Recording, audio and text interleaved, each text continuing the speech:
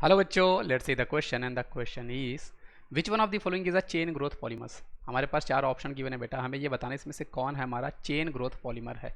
तो चल में बेटा होता क्या कि जो हमारे पास चेन ग्रोथ पॉलीमर्स होते हैं वहाँ पे होता क्या बेटा, कई सारी हमारे पास सीरीज ऑफ रिएक्शन होती है।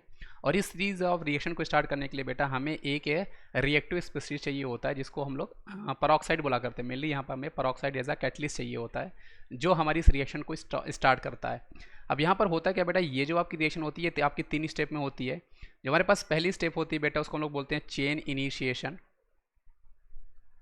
चेन इनिशिएशन यहाँ पर होता क्या बेटा, सबसे पहले आपका जो परऑक्साइड होगा वो हमें फ्री रेडिकल जनरेट करके देगा, जो हम लोग कैटलिस्ट यूज़ करेंगे।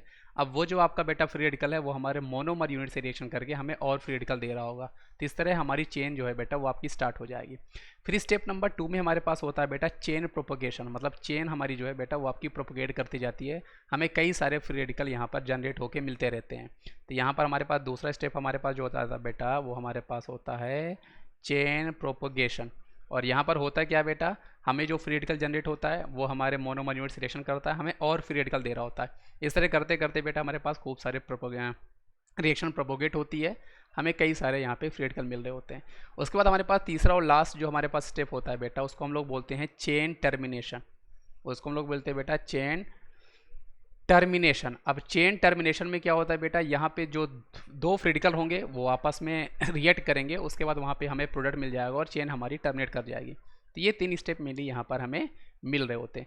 दूसरा चीज़ क्या होता है बेटा कि चेन ग्रोथ पॉलीमर्स को पहचानने का तरीका क्या होता है कि अगर आपके पास कोई ऐसी मोनोमर यूनिट है जहाँ पे आपके पास फंक्शनल ग्रुप ज़्यादा है नहीं और डबल बॉन्ड वहाँ पर आपको मिल रहा है, तो अगर वहाँ पे डबल बॉन्ड मिल रहा है बेटा, तो वो डबल बॉन्ड क्या करता है, मतलब पाई बॉन्ड वहाँ से ब्रेक होके बेटा हमें फ्री रेडिकल जनरेट करने में हेल्प कर रहा होता है।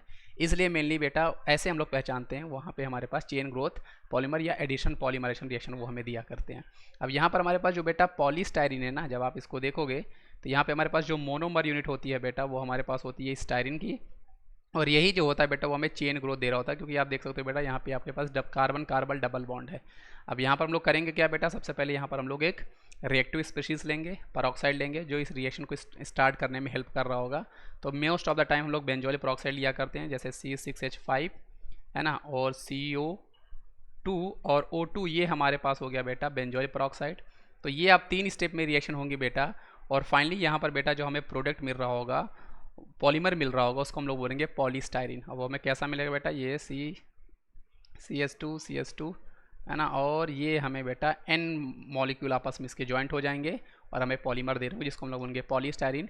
इसलिए इस क्वेश्चन का सही जवाब बेटा हमारे पास ऑप्शन नंबर C है, पॉलीस्टायरीन। तो आई होप आपको ये समझ में आएगा बच्चों। Thank you.